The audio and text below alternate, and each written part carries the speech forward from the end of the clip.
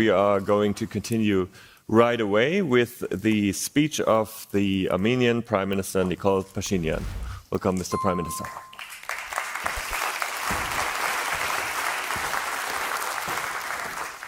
Thank you very much. Dear participants of the Copenhagen Democracy Summit, ladies and gentlemen, it is my honor and privilege to have this opportunity to share with you the challenges that Armenian democracy is facing. The good news is that democracy has indeed become a reality in Armenia. But what has changed for citizens of Armenia by real democracy? Before the 2018 Velvet Revolution, in our country, massive electoral frauds were the usual companions of elections. There was no trust among the citizens that there is a real chance for them to elect and form the parliament and government. Now the situation is totally different. Citizens know that they are powerful enough to decide. The two general elections that were held in Armenia after the Velvet Revolution have been acknowledged as democratic, free and competitive both by the Armenian society and the international community. Armenia made huge progress in strengthening the democratic institutions, an achievement which is very well reflected in various reputable democracy indexes.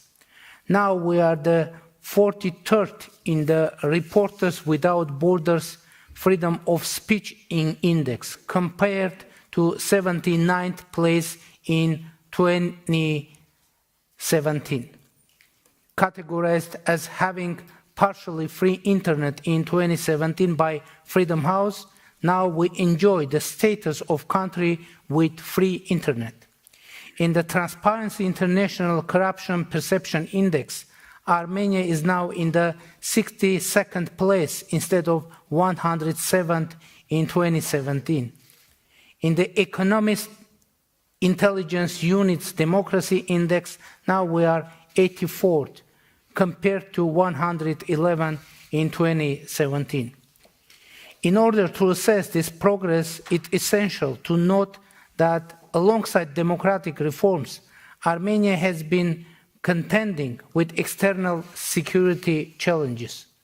44 days war in Nagorno-Karabakh, invasion of Azerbaijani troops into sovereign territories of Armenia in 2021, in 2022, and occupation of more than 200 square kilometers of Armenian sovereign territories, with the indifference and inaction of Collective Security Treaty Organization, the forced displacement of more than 100,000 Armenians from Nagorno-Karabakh have casted doubts among Armenian citizens whether democracy is the right choice or maybe democracy means less security. So democracy needs to prove its efficiency while dealing with security, economic and humanitarian challenges.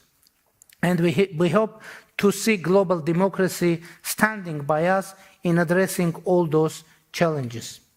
We are pleased with the deployment of EU monitoring mission alongside the Armenian-Azerbaijani border, and we welcome EU's decision to expand its capacity.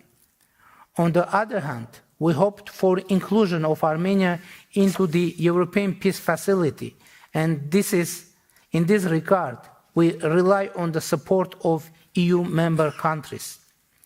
A new set of commitments aimed at strengthening Armenia's economic resilience, state institutions, and addressing humanitarian needs of refugees from Nagorno-Karabakh has been taken on by European Union and United States during the high-level meeting of President of European Commission Ursula von der Leyen, Secretary of State of USA Antony Blinken, and myself, which took place on April 5 in Brussels. The rapid and effective implementation of those commitments is of utmost importance. Ladies and gentlemen, despite all the challenges, We believe that the real and most aspiring companion for democracy is lasting and sustainable peace. And my government took the share of its responsibility for this. Recently, we reached to an agreement with Azerbaijan to start the delimitation of our interstate borders on the basis of Almaty Declaration of 1991. That means that during the delimitation, we should simply reproduce the administrative borders between Soviet Armenia and Soviet Azerbaijan, which become state borders according to Almaty Declaration. The start of border delimitation is the implementation of agreement reached during the quadrilateral meeting of October 6 of 2022 between the President of France, Emmanuel Macron, President of European Council, Charles Michel, President Aliyev of Azerbaijan, and me. It took place in Prague. Now it is time to incorporate and reflect those agreements in the peace treaty and have it signed. Another key point for our regional stability is the Crossroads of Peace project initiated by my government. This project implies that Armenia and Azerbaijan restore and open transport and other communications in accordance with the sovereignty and jurisdiction of the countries through which they pass and comply with the principles of equality and reciprocity. These elements of the concept were agreed upon during the meeting of July 15 on 2023 between the President of Azerbaijan and myself, facilitated by the President of European Council, Charles Michel, and are reflected in the public statement made by President Michel as a result of the meeting. We are ready to move toward the implementation of what has been agreed. Ladies and gentlemen, before answering your questions, I would like to stress that democracy is a strategy for Armenia.